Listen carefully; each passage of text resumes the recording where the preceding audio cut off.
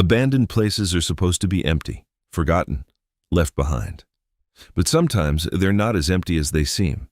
Tonight, we are going to explore 3 true horror stories that happened in abandoned buildings, stories from people who entered these places and realized they weren't alone. Story 1. The Room That Wasn't Empty. A man named Victor loved exploring abandoned buildings, factories, hospitals, old apartments. He had done it dozens of times. Nothing ever really happened. Until one night. He found an abandoned apartment complex on the edge of a city, completely empty, broken windows, dark hallways, the perfect place to explore. He went inside alone. At first, everything felt normal. Dust, silence, echoes of his own footsteps. He walked through several rooms, all empty, until he reached one door at the end of a hallway, closed, which was strange. Every other door had been open. He hesitated, then slowly pushed it open. Inside was a small room, bare, except for one thing, a chair, placed in the center, facing the wall. Victor felt uneasy, but stepped inside anyway. As he walked around the chair, he noticed something on the wall. Scratches, dozens of them, deep, messy, like someone had been trying to claw their way out. He backed away slowly. That's when he heard it, a sound behind him, a soft movement. He turned around. The chair had moved, just slightly. It was now facing him.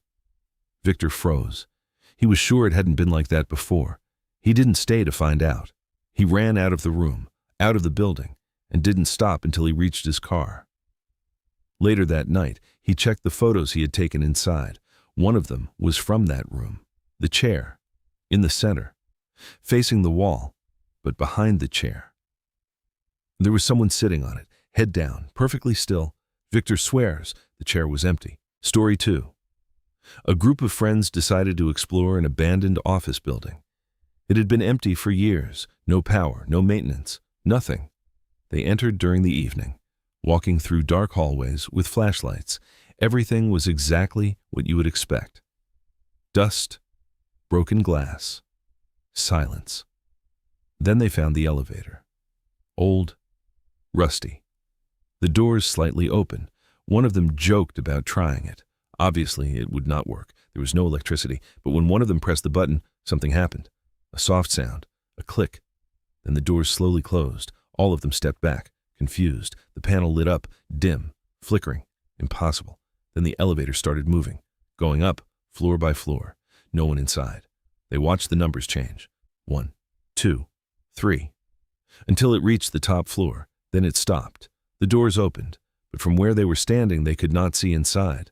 Just darkness, complete darkness. Then something stepped out. A silhouette. Tall, too thin. Standing in the doorway, not moving, not making a sound, just standing there. They ran, all of them, out of the building. None of them looked back, but later that night one of them checked the video he had recorded. He had filmed the elevator. The moment it opened, they replayed it, slowed it down, and saw something they missed. The silhouette was already inside the elevator before it reached the top floor, standing there. Story 3. A security guard named Daniel worked night shifts in an old building that was partially abandoned. Most floors were empty, except for the first 2. The rest were sealed off, locked, off limits. Daniel's job was simple. Stay on the lower floors. Don't go upstairs, especially not to the top floor. No explanation was ever given. One night, around 3 a.m., he heard something. Footsteps coming from above. Slow, dragging, impossible. No one was supposed to be there. He tried to ignore it, but the footsteps continued, back and forth, right above him. Eventually, curiosity got the better of him. He took the stairs, slowly climbing up, floor by floor, until he reached the locked level. The door was shut, but the sound was louder now, right on the other side. He hesitated, then noticed something strange. The door wasn't locked anymore. It was slightly open. Just enough. He pushed it open. Darkness. Complete silence. The footsteps had stopped. He stepped inside. Flashlight shaking. The floor was empty. Old offices, broken furniture, nothing unusual, until he reached the end of the hallway. There was a door, closed.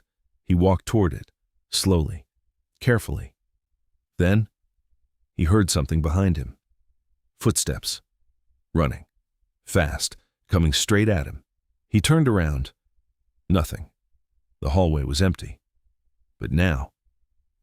The door behind him slammed shut. Daniel panicked. He ran back to the stairs, got out, and locked the door behind him.